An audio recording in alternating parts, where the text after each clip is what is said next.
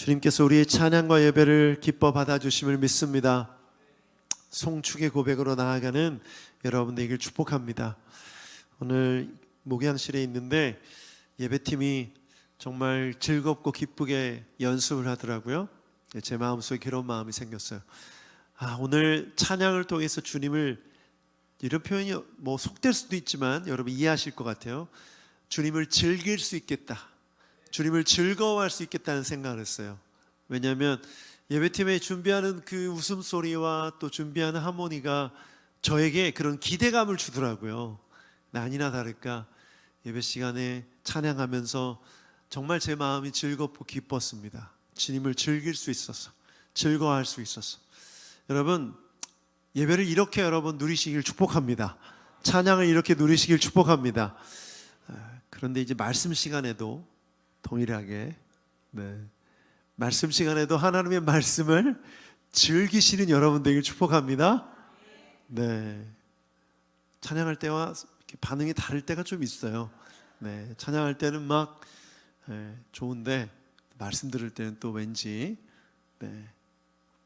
정신이 나가 있기도 하고 그런 측면이 좀 있는데, 오늘 이 밤에는 말씀 또한 여러분 즐기고 즐거워하고 또 하나님의 말씀을 성령의 음성으로 나에게 주시는 말씀으로 듣는 여러분 되길 축복합니다. 하나님의 말씀 다니엘서 9장 8절부터 13절 말씀 함께 교독하겠습니다. 8절 제가 먼저 읽겠습니다. 주님, 우리와 우리의 왕과 지도자와 조상이 낯뜨거운 수치를 당한 것은 우리가 주님께 죄를 지었기 때문입니다. 주 우리 하나님은 우리의 긍휼을 여겨주시고 용서하여 주셨으나 우리는 하나님께 반역하였습니다. 우리가 주 우리 하나님께 순종하지도 않고 하나님의 종 예언자들을 시키셔서 우리에게 말씀하신 하여 주신 율법도 따르지 않았습니다. 참으로 온 이스라엘이 주님께 순종하지 않고 주님의 율법을 어기고 벗어났으므로 하나님의 종 모세의 율법에 기록된 벌과 저주가 우리에게 내렸습니다. 이것은 우리가 주님께 죄를 지었기 때문입니다. 주님은 우리에게 큰 재앙을 내리셔서 우리와 우리를 다스리는 통치자들에게 하신 말씀들을 이루셨습니다. 예루살렘에 내린 것과 같은 재앙은 하늘 아래 그 어느 곳에서도 없던 것입니다. 모세의 율법에 기록된 대로 이 모든 재앙이 우리에게 미쳤습니다. 그런데 아직도 우리는 죄의 길에서 돌아서지 않았습니다. 하나님의 진리를 따라 살지 않았습니다. 이렇게 우리는 주 우리 하나님께 은혜를 구하려 하지 않았습니다. 아멘. 우리가 살아가는 세상에 인생을 비유하는 많은 비유들이 있는데 그 비유 중에 자주 등장하는 표현이 길입니다. 길. 유행가 가요에도 길이라는 노래가 많죠. 최희준 씨라는 분이 아주 원로 가수죠. 그분이 옛날에 불렀던 노래 중에 하숙생이라는 노래가 있습니다. 인생은 나그네 길, 어디서 왔다가 어디로 가는지. 이 노래 제목 하숙생 맞죠?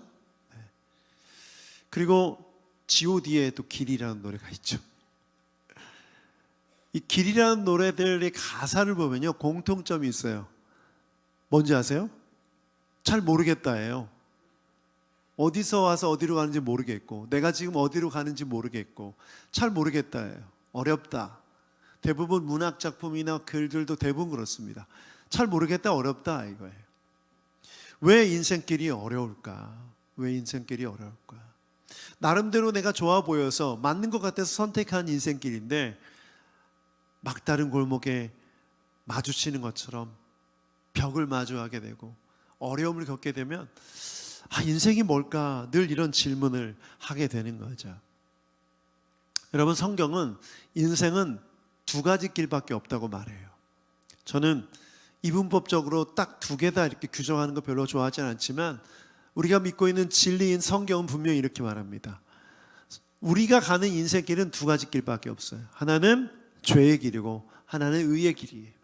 하나는 인간의 길이고 하나는 하나님의 길이에요. 그 두 가지 길 사이에서 우리는 언제든지 한 가지를 선택하게 되어 있습니다. 그러므로 우리는 늘 질문해야 돼요. 내가 선택하려는 이 길이 하나님이 기뻐하시는 길인가? 아니면 죄의 길인가? 나를 만족시키고 사람의 길로 가서 그 끝에는 심판이 기다리고 있지는 않은지를 늘 생각해 봐야 하는 것이죠. 시편 1편 1절 2절 말씀을 보면 우리가 너무나 잘 아는 말씀이죠. 함께 읽어보죠. 시작. 복 있는 사람은 악인의 꾀를 따르지 아니하며 죄인의 길에 서지 아니하며 오만한 자의 자리에 앉지 아니하며 오로지 주님의 율법을 즐거워하며 밤낮으로 율법을 묵상하는 사람이다. 여러분, 이 시편 1편 1절 2절을 이렇게 요약할 수 있어요. 하나님의 말씀을 묵상하는 사람은 어떤 사람이냐? 죄인의 길에 서지 않는 사람이다라는 거예요. 말씀을 묵상하면 죄의 길을 선택하지 않고 어떤 길? 하나님의 길을 선택할 수 있다라는 거죠. 그런데 말씀을 묵상하지 않으면 죄의 길, 인간의 길, 심판의 길을 선택할 수밖에 없다는 거예요. 그래서 요즘 우리가 묵상하고 있는 열왕기하 말씀을 보면 여로보암의 길이라는 말이 등장해요. 왕을 평가할 때 이 왕은 여로보암의 길을 따라갔다 이렇게 말해요. 여러분, 여로보암의 길은 뭡니까? 우상 숭배의 길, 죄의 길이죠. 그 길을 선택했다라는 거예요. 죄의 길을 선택하는 거죠. 그런데 하나님의 말씀을 묵상하면 어떤 길을 선택해요? 의의 길, 다윗의 길, 하나님의 길을 선택하게 되는 것이죠. 그러므로 내가 이 세상을 살면서 나는 어떤 길을 선택하고 있는지 이것을 돌아보는 것은 정말 중요합니다. 이 질문에 대한 답, 또 앞으로 과거는 어땠든 간에 오늘부터 내가 어떤 길로 갈 것인가, 어떤 선택을 할 것인가를 놓고 우리가 생각하고 기도할 때 오늘 읽은 본문에 나온 다니엘이 너무나 중요한 사람이에요. 여러분, 이 말씀은 다니엘이 했던 기도입니다. 다니엘이 기도 중에 주님께 고백한 내용이에요. 언제 기도했냐면 다리오 왕이 즉위했을 때. 역사가 어떻게 되죠? 네, 아시리아를 바벨론이 멸망시키고 바벨론이 메데바사 페르시아 제국이 멸망시키죠. 바벨론이 멸망하고 페르시아 왕이 즉위했을 때, 그때 지금 다니엘이 뭘 하고 있냐면 성경을 읽고 있어요. 다니엘서 9장 2절부터 3절을 보면 이렇게 기록되어 있습니다. 같이 한번 읽어보죠. 시작. 곧 그가 통치한 첫 해에 나 다니엘은 거룩한 책을 공부하면서 주님께서 예레미야 예언자에게 하신 말씀, 곧 예루살렘이 70년 동안 황폐한 상태로 있을 것을 생각하여 보았다. 응답을 들으려고 나는 금식을 하면서 베옷을 걸치고 재를 깔고 앉아서 하나님께 기도를 드리면서 간구하였다. 여러분, 지금 예레미야 지금 뭐 하고 있어요? 성경 공부하고 있죠? 죄송합니다. 다니엘이 성경 공부하고 있어요. 어떤 책을? 예레미야서를. 네. 감사합니다. 개떡같이 말해도 찰떡까지 알아듣는 여러분 수준이 상당히 높아서 감동입니다. 제가 예레미야라고 계속 얘기했어도 알아들었을 거죠? 예레미야가 다니엘서를 읽었다. 주여. 네, 50이 넘었다는 것을 감안해 주시고, 네, 다니엘이 예레미야서를 공부하고 있었어요. 그런데 그 책을 읽다가 어떻게 합니까? 70년이라는 그 예언을 생각하고, 그리고 주님 앞에 응답을 드리려고 뭐해요? 기도해요. 우리 새누리교회가 10월 1일부터 뭐 시작하죠? 성경 읽기 시작합니다. 다니엘과 같은 이런 역사가 있기를 축복합니다. 성경 읽다가 기도로 들어가는 역사가 있기를 축복합니다. 이게 성경 읽기의 목표예요. 성경을 읽다가 하나님 앞에 기도하고 싶어지는 거예요. 기도해야겠다. 하나님의 뜻을 알고 싶어서, 하나님의 말씀을 알고 싶어서 기도할 때 주님은 우리에게 응답해 주시는 줄 믿습니다. 아멘. 다니엘이 예레미야서를 읽다가 이렇게 됐어요. 여러분, 그래서 제가 아까 말씀드렸던 지금 다니엘은 말씀을 묵상함으로 무슨 길을 선택한 거예요? 의의 길을 선택한 거예요. 다니엘의 중심에 하나님의 말씀이 있었기 때문에 그 바벨론의 그 가장 중심부에서 가장 권력이 강한, 가장 유혹이 심한 그곳에서 말씀을 지키고 하나님 앞에 기도하며 나아갈 수 있었던 거죠. 의의 길을 선택한 거예요. 그런데 그가 잠깐 그랬던 것이 아니라 평생을 그렇게 하는 겁니다. 제국이 바뀜에도 불구하고 그는 계속해서 말씀을 읽고 기도했어요. 여러분, 이것이 바로 의의 길, 하나님의 길로 나아가는 삶의 모습인 줄 믿습니다. 그런데 다니엘이 이렇게 기도하면서 이렇게 고백해요. 13절 함께 읽어보겠습니다. 13절 시작. 모세의 율법에 기록된 대로 이 모든 재앙이 우리에게 미쳤습니다. 그런데 아직도 우리는 죄의 길에서 돌아서지 않았습니다. 하나님의 진리를 따라 살지 않았습니다. 이렇게 우리는 주 우리 하나님께 은혜를 구하려 하지 않습니다. 다니엘이 지금 무슨 얘기를 하고 있습니까? 재앙이 우리에게 미쳤습니다. 왜? 말씀의 길, 의의 길, 하나님의 길을 선택하지 않았기 때문에. 그런데 죄의 길에서 돌이키지 않고 있습니다. 아직도 이스라엘 백성들 가운데 이스라엘이 멸망당하는 그 재앙을 겪었음에도 불구하고 아직도 돌이키지 않는 사람들이 있습니다. 아직도 주님의 은혜를 구하지 않는 사람이 있습니다 라고 말합니다. 아니, 죄의 길로 가다가 하나님이 꽝 멈추시고 그 길을 바꾸게 하시려고 재앙을 허락하셨는데, 심판을 허락하셨는데 여전히 길을 돌이키지 않는 사람들이 있다라고 고백하고 있는 거죠. 여러분, 이 말씀 속에서, 이 고백 속에서 우리는 무엇을 할 수 있는가? 여러분, 하나님께서 이 재앙, 심판을 주신 이유가 뭡니까? 길을 바꾸게 하시려는 거예요. 우리가 인생을 살다가 막다른 골목에 딱 마주쳤을 때 우리는 뭘 질문해야 돼요? 하나님의 뜻이 무엇인가를 질문해야 돼요. 지금 내가 지금 하나님께서 인도하시는 맞는 길을 가고 있는가를 질문해야 되는 거예요. 그게 만약 사람의 길이고 죄의 길이라면 바꾸게 하시려는 거예요. 여러분, 그걸 잘 분별할 수 있는 여러분 되기를 축복합니다. 그래서 이 말씀을 단순하게 우리에게 적용하면 하나님께서 우리를 막으실 때, 내가 죄의 길을 가고 있었구나, 이제 의의 길, 하나님의 길로 가야지 라고 그 길을 바꾸는 게 회개예요. 가던 길을 멈춰서 길을 돌이키는 게 회개라고. 그런데 다니엘은 이스라엘 백성들이 여전히 돌이키지 않고 있는 모습을 고백하고 있는 거죠. 여러분, 오늘 이 말씀을 통해서 우리는 늘 항상 주님의 길을 걷는 주님의 사람들이 되어야 될 줄 믿습니다. 혹시나 내 욕심에 이끌려서 유혹에 빠져서 잘못 선택해서 죄의 길에 들어섰을지라도 하나님의 뜻을 깨닫고 그 길에서 돌이켜 의의 길로 나아가는 여러분 되길 축복합니다. 그러려면 이 다니엘의 기도를 통해서 두 가지를 붙들어야 돼요. 첫 번째는 같이 한번 읽어보죠. 시작. 진리를 따라 사는 것이 의의 길로 가는 삶입니다. 진리를 따라 사는 것, 삶을 얘기해요. 그것이 의의 길로 가는 삶입니다. 의의 길은 삶이에요. 어떤 구호나 멋진 모토나 멋진 제도나 이게 아니에요. 여러분의 삶에서 선택하는 것들이에요. 구체적으로 좀 말씀드리면, 다니엘이 지금 뭐 하고 있죠? 성경 공부한다고 했어. 지금 그 시대 속에서 하나님의 말씀을 펴서 읽고 공부하는 다니엘의 이 선택이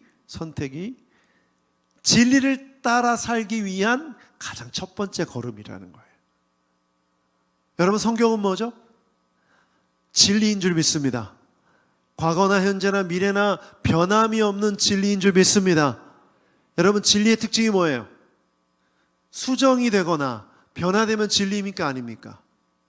그런 측면으로 본다면 과학 진리예요? 아니에요? 과학 진리 아니죠? 과학은 계속 바뀌죠? 과학은 진리가 아니에요. 그러므로 과학을 의지하고 믿는 사람들, 이거 어리석은 일이죠. 철학, 진리입니까? 아닙니까? 아닙니다. 이 세상에 존재하는 모든 학문, 이데올로기 다 진리가 아니에요. 왜? 계속 변하니까. 그런데 하나님의 진리의 말씀은 절대 변하지 않습니다. 그러므로 이 진리를 따라 살기 위해서 가장 먼저 해야 되는 건 퍼펴서 읽어야 돼요.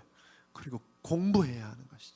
이 말씀이 뜻하는 바가 무엇인지 생각하고 깨닫고 적용하는 삶이 진리로 살아가는 삶, 의의 길로 가는 삶인 줄 믿습니다.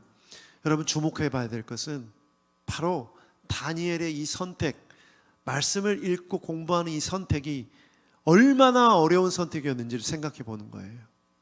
여러분, 지금 어떤 상황인지 아시죠?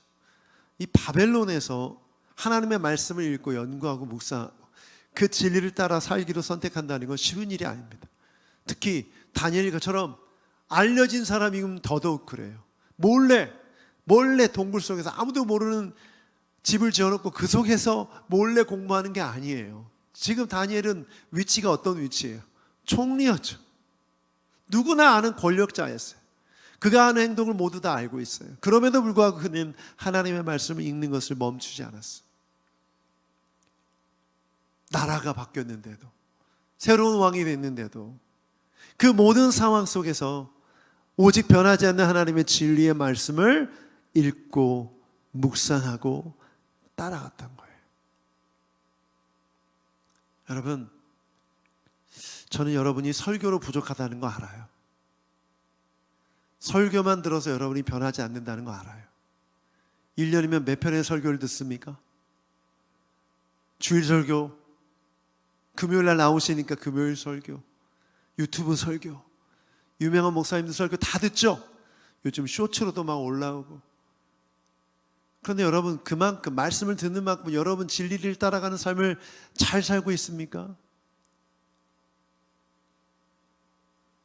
남이 떠먹여주는 밥으로 살 수는 없어요. 모든 그리스도인은 왕 같은 제사장이기 때문에 스스로 말씀을 통해 깨닫고 진리를 추구하는 삶을 살아갈 수 있는 줄 믿습니다. 그건 여러분에게 주신 특권이에요. 그런데 많은 그리스도인이 그걸 못 잡는 거예요. 못 잡는 거죠. 여러분, 그래서 이것을 멈추지 말아야 됩니다. 말씀을 읽고 묵상하고 따라가는 삶, 진리를 추구하는 삶, 말씀을 배우고 깨닫는 삶을 절대 멈춰서는 안 돼요. 끊임없이 나아가야 됩니다. 이것은 여러분의 삶의 이정표와 같아서 여러분이 가는 길이 진리의 길인지 죄인의 길인지 악의 길인지를 알려줄 거예요. 말씀을 묻고 묵상하고 따라가는 삶에는 보여요. 이게 지금 네가 선택하는 그 길 죄의 길이야. 죄 딱 보이는 거예요. 누가 투자하면 돈 많이 벌게 해주겠다고. 제가 오래전 얘기인데 저 동네에 새로 생긴 상가에 디저트 카페가 생겼었어요. 거기가 굉장히 시설도 좋고 조용하고 해서 가끔 거기가 차 마시러 가고 성도들과 상담할 때도 커피 마시고 디저트 먹으러 가고 설교 준비도 가끔 거기서 했어요. 주인하고 잘 알게 돼서 교제까지는 아니고 잘 알게 돼서 인사도 나누고 스몰 토크를 하는 사이가 됐는데, 제가 목사인 것도 알게 되고 우리 순모임도 거기서 하게 되고 저한테 이러는 거예요. 목사님, 제가 목사님 도와주고 싶다고. 개척하는데 얼마나 힘드시냐. 제가 투자를 하고 있는데 기회를 드리려고 한다고. 2배씩 늘어난다는 거예요. 한 달에 100만 원을 놓으면 200이 된다는 거예요. 근데 목사님만 특별하게 300을 넣을 수 있는 기회를 주겠다는 거예요. 그럼 2달 후에 얼마가 돼요? 600이 된다는 거예요. 마음이 살짝 움직였어요. 딱 정신 차리고 보니까 이거 뭐예요? 사기죠? 사기. 죄라고 써 있는 거예요. 직감적으로 알 수 있었어요. 그런데 아니나 다를까 여러 사람을 사기쳐서 도망갔어요. 그래서 그 커피숍이 갑자기 없어지고 학원으로 바뀌었어요. 그걸 보면서 우리가 이 세상을 살면서 수많은 유혹들 앞에서, 죄의 길 앞에서 갈팡질팡하고 그게 마치 맞는 것처럼 착각이 되기도 하고 수많은 유혹들 속에서 헷갈릴 때가 많다는 거죠. 여러분, 우리가 말씀을 묵상하고 진리를 따라가는 삶을, 진리를 추구하는 삶을 살게 되면 분별력이 생기는 줄 믿습니다.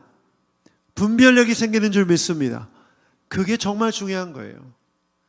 여러분, 다니엘이 첫 번째 포로, 1차 포로 때 끌려왔죠. 다니엘을 비롯해서 이스라엘의 포로 중에 정말 좋은 재원들, 잘생기고 똑똑하고 이런 소년들을 특별하게 3년 동안 바벨론의 왕궁 교육을 시켰어요. 이름도만 바꿨죠. 그럼에도 불구하고 다니엘은 어떻게 했어요? 그 교육을 받았음에도 불구하고 그는 절대 하나님의 말씀을 지키고 따르는 걸 포기하지 않았어요. 매일같이 뭐 했어요? 기도했죠. 그리고 왕이 먹으라고 하는 음식을 먹지 않았어요. 왜죠? 고기와 그 술은 어디에 바쳐졌던 거예요? 우상에게 바쳐졌던 것들이에요. 그래서 채식을 선택하죠. 그럼에도 불구하고 그의 얼굴은 너무나 빛이 났다고 기록하고 있어요. 무슨 뜻, 무엇을 뜻해요? 그게 바로 진리를 따르는 삶, 진리의 길로 가는 삶이죠. 어떻게 그런 능력, 그걸 선택할 수 있는 능력이 있었을까요? 그 서슬퍼런 그 권력의 그 힘 앞에서 그 두려움을 이겨낼 수 있었을까요? 진리의 말씀을 묵상하고 깨닫고 붙들었기 때문인 줄 믿습니다. 여러분, 하나님의 말씀을 배우면 뭐가 생기냐면 하나님에 대한 믿음이 커지는 줄 믿습니다. 그러면 진리의 길을 선택하게 돼요. 여러분, 그래서 저는 10월 1일부터 시작된 우리 새누리교회 성경 읽기가 기대가 돼요. 큐티하자고, 열심히 큐티하자고 강조하지만 큐티 열심히 안 하는 분들도 있죠. 성경 읽기라도 우리가 계속해서 격려해서 성경 읽기와 큐티와 이런 훈련을 통해서 계속해서 진리를 추구하는 삶을 통해서 우리의 수많은 유혹들 앞에서 하나님의 길을 선택하는 우리 새누리교회 모든 성도들 되길 축복합니다. 두 번째 읽어보죠. 시작. 은혜를 구하며 기도하는 것이 의의 길로 가는 삶입니다. 오늘 13절을 함께 읽어보죠. 한 번 더 13절, 본문의 13절 시작. 모세의 율법에 기록된 대로 이 모든 재앙이 우리에게 미쳤습니다. 그런데 아직도 우리는 죄의 길에서 돌아서지 않았습니다. 하나님의 진리를 따라 살지 않았습니다. 이렇게 우리는 주 우리 하나님께 은혜를 구하려 하지 않습니다. 지금 다니엘이 뭐하고 있어요? 기도하고 있어요. 다니엘이 말씀을 묵상하고 말씀을 공부한 것뿐만 아니라 그것이 기도로 이어져서 기도하고 있어요. 그런데 그 기도의 내용을 보니까 이스라엘의 멸망은 죄의 길을 선택한 결과라는 거예요. 그런데 이스라엘 백성들은 죄의 길을 선택한 결과로 얻은 그 재앙의 의미를 깨닫지 못하고 여전히 죄의 길로 가고 있다. 하나님이 치셨는데도, 하나님이 깨닫게 해주셨는데도 길을 바꾸지 않는 사람들이 있습니다. 이 사람들이 더 문제죠. 큰 재앙을 겪었는데도 방향을 바꾸지 않는 사람들의 모습, 이것은 진리를 따르지 않는 삶의 모습입니다. 이런 사람들의 특징이 있어요. 하나님의 은혜를 구하지 않아요. 하나님의 은혜를 구하지 않아요. 왜 구하지 않을까요? 필요하다고 느끼지 않기 때문이죠. 문제는 은혜가 반드시 필요한데 그것이 없으면 죽는데 은혜를 구하지 않는 것입니다. 필요하다고 여기지 못하기 때문에 간절히 구하지 않는 거죠. 그래서 다니엘이 지금 그가 그 세계 속에서 그 강대국의 이 격변하는 그 세상 속에서 자신의 믿음을 지키고 자신의 위치에서 진리를 따르는 길을 선택할 수 있었던 두 번째 비결은 기도인데 그 기도의 핵심은 은혜라는 거예요. 다니엘이 이렇게 말하죠. 주 우리 하나님께 은혜를 구하려 하지 않습니다. 이 얘기는 뭐냐면 다른 이스라엘 백성들이 은혜를 구하지 않고 있는데 지금 나는 주님의 은혜를 구했다는 거죠. 여러분, 은혜는 반드시 우리가 구해야 될 기도 제목인 줄 믿습니다. 여러분, 그러려면 날마다 은혜를 구하는 삶을 살아야 돼요. 아무리 운동이 중요하다고 얘기해도 운동 안 해도 괜찮다. 운동의 중요성은 알겠지만 나는 운동 안 해도 괜찮다라고 생각하면 운동 안 하는 거죠. 은혜가 중요하다는 거 알지만 나 은혜 없이도 괜찮다라고 생각하기 때문에 은혜를 구하지 않는 거예요. 결국 전적인 하나님의 은혜를 구할 수밖에 없는 상황에 다다르게 되는 것이죠. 그러면 그제서야 은혜를 구하는 거예요. 여러분, 믿음에 좋은 사람은요, 신앙생활 잘하는 사람은 열심히 예배 참석하고 열심히 봉사하고 이런 모습이 아닙니다. 믿음이 좋은 사람은요, 기도하는 사람이에요. 은혜를 구하는 사람이에요. 자신의 부족함을 알고 날마다 하나님의 은혜를 구하는 사람이 진짜 믿음 좋은 사람인 줄 믿습니다. 반대의 경우를 먼저 하세요. 기도도 하는데 은혜를 구하지 않아요. 내가 원하고 바라는 것을 구해요. 축복을 구해요. 잘 되길 바라고 문제가 해결되기만을 구해요. 그런데 정작 모든 상황을 뛰어넘을 수 있는 은혜를 구하지 않아요. 이런 사람들은 하나님께서 응답 안 하신 것 때문에 실망하고 환경과 주변의 모든 상황에 휩쓸려 이리로 저리로 흔들리는 것이죠. 여러분, 우리가 기도해야 될 것은 축복이 아니라 은혜예요. 하나님 물론 복 주시는 분이시지만 그걸 은혜로 받을 수 있어야 돼요. 은혜를 구하는 거예요. 그러면 때로는 내가 원하는 복이 내게 주시지 않을지라도 그 은혜 때문에 넉넉히 이겨낼 수 있는 줄 믿습니다. 히브리서 4장 16절 함께 읽어보죠. 히브리서 4장 16절 시작. 그러므로 우리는 담대하게 은혜의 보좌로 나아갑시다. 그리하여 우리가 자비를 받고 은혜를 입어서 제때에 주시는 도움을 받도록 합시다.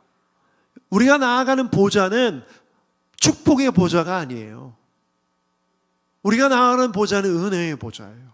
주님은 은혜 주시는 분이세요. 할렐루야.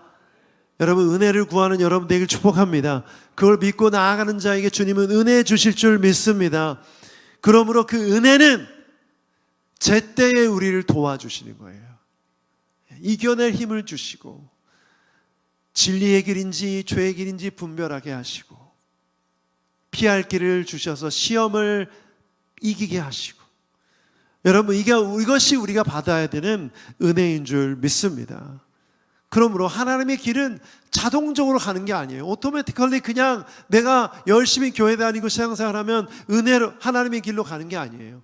하나님의 은혜를 입어야만 하는 거예요. 그 은혜를 입을 때 분별력이 생기고 그 은혜를 입을 때 돌이키게 되고 그 은혜를 입을 때 상황을 뛰어넘어 모든 유혹을 이겨내고 하나님의 길로 나아갈 수 있게 되는 줄 믿습니다. 그래서 은혜가 떨어졌다. 저는 사실 그 표현을 좀 싫어했어요. 목사님, 요즘 설교에 은혜가 떨어졌어. 그런 말을 들어본 적은 없습니다. 아직까지는. 전에 이름을 밝힐 수 없는, 기억도 안 나는 누가 그랬다는 거예요. 뭐 사람들이 얘기하면서 누군가를 이야기할 때 은혜가 떨어졌어. 은혜가 떨어져서 시험 들었어. 이런 말 많이 하죠. 근데 정말 정확한 표현이라는 생각이 들어요. 여러분, 자동차에 기름이 떨어지면 어떻게 됩니까? 아무리 고급차여도 못 가요. 오늘 강선남 집사님과 함께 봉사하러 갔다 왔는데 우리 홍민숙 권사님, 저와 박수정 집사님 넷이 차를 타고 오는데 기름이 없다고 계속 알람이 울리는 거예요. 오늘 날씨가 꽤 더웠어요. 저 피곤하고 힘들었는데 기름이 떨어져서 계속 알람이 울리는데 신경이 쓰이더라고요. 마침 가는 길에 주유소가 있어서 기름을 채웠더니 아무리 막혀도 내 집까지 편안하게 가겠구나. 은혜는 그런 거예요. 길이 어떤 길이든, 뭐 유료도로든 무료도로든 고부랑길이든 언덕길이든 내리막길이든 상관이 없어요. 왜? 뭐가 있기 때문에? 기름이 있기 때문에. 그 기름만큼은 언제든지 어디까지든지 갈 수 있는 것이죠. 여러분, 이 비유를 찰떡같이 알아듣기를 축복합니다. 여러분, 은혜 없이는 아무것도 안 돼요.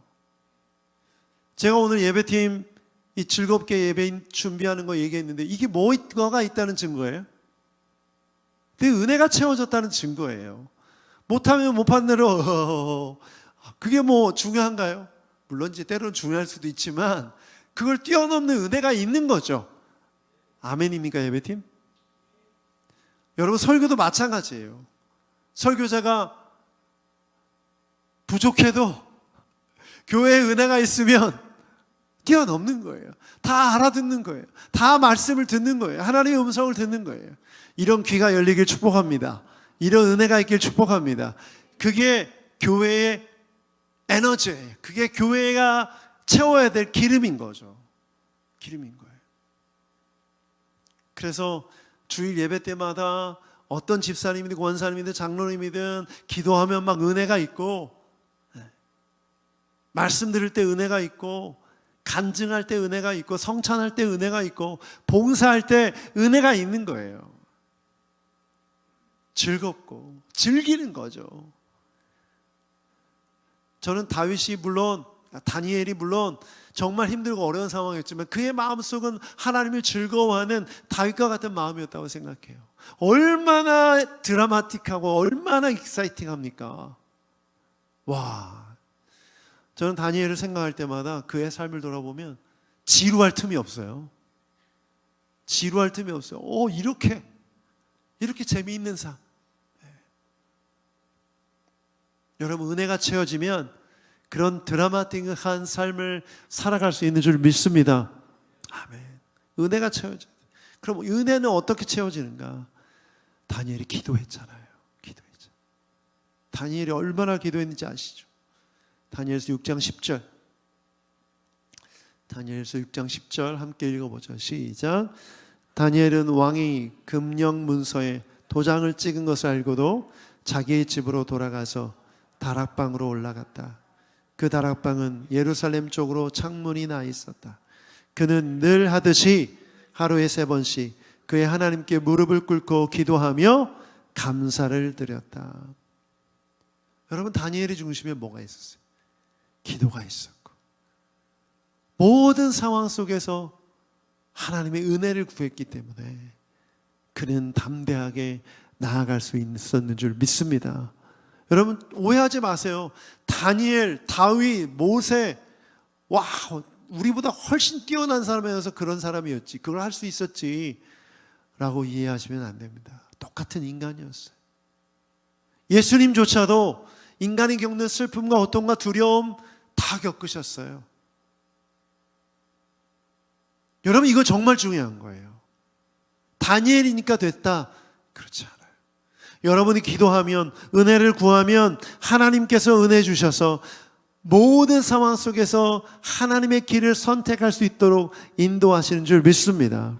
그러면 우리가 구해야 될 것, 집중해야 될 것은 주님, 내게 뭐 해주세요? 나 이거 해주세요. 나 잘 되게 해주세요. 우리 자녀들 잘 되게 해주세요. 직장, 결혼 다 해결해 주세요.